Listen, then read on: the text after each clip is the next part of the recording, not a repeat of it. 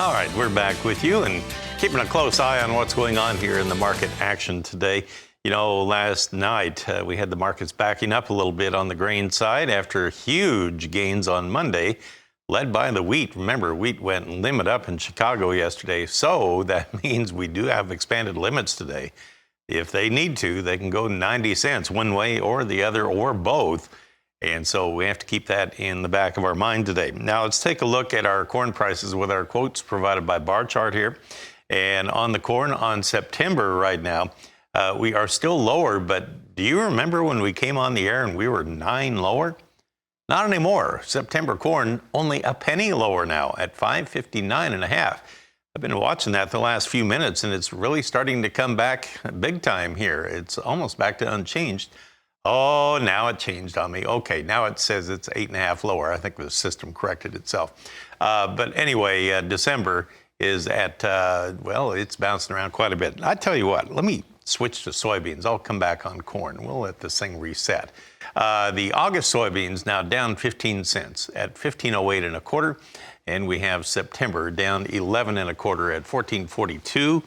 And you have November new crop soybeans currently down 12 3/4 cents at 14.11 3/4. I was checking my other source here, and it looks like corn is actually down just a penny right now. So it is coming back quite a bit. Okay, now on the wheat market, let's jump over here. This is the one that has had the huge ranges here in the last day or so. We have September wheat now unchanged at 757.5. That's on Chicago wheat. It has come back off of its low of 736.5 today. So we have already bounced 21 cents off of that. Let's go ahead and take a look at Kansas City wheat here and see if it's bouncing too.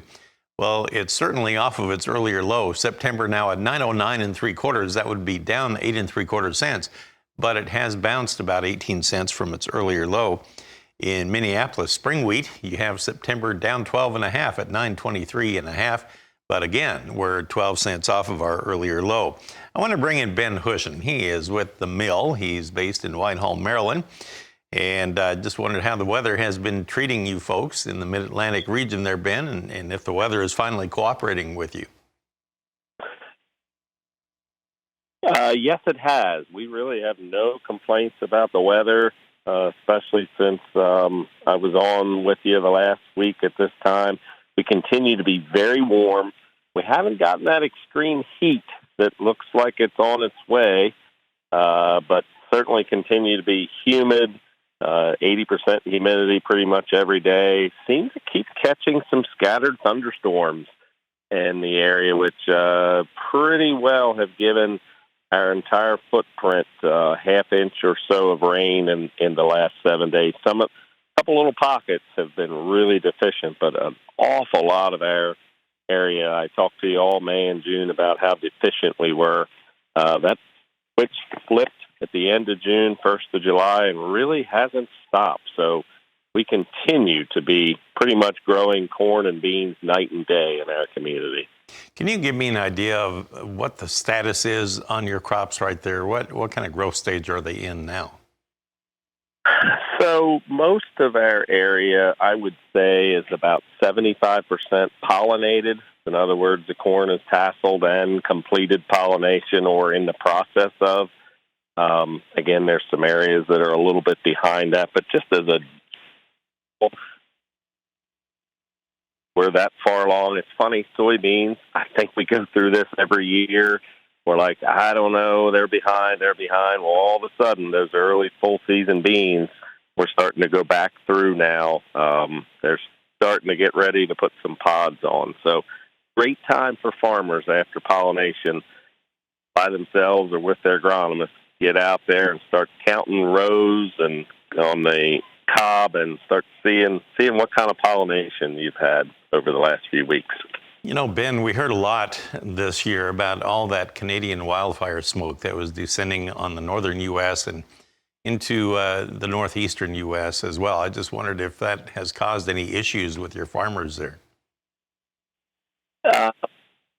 It is certainly, and we haven't seen as much of that in the last few weeks, but we did. We went through a couple weeks where that was pretty continuous, and Honestly, as I told somebody a little while ago, it's uncharted territory. Is it just like another cloudy day? It felt somewhat like a cloudy day.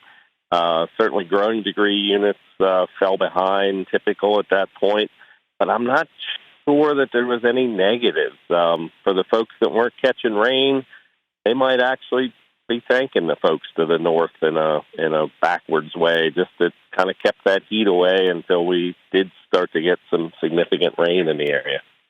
Well, I hope the growing season progresses all right for everybody there, and that you can come up with some as good as possible crops as you can out there in that area in the Mid-Atlantic region. I know you had kind of a tough start to the year, but thanks for the update, Ben. Good to hear from you again. That's Ben Hushon of the Mill in Whitehall, Maryland. We'll come back in just a moment. I'll get you updated on our cattle and hog trade next.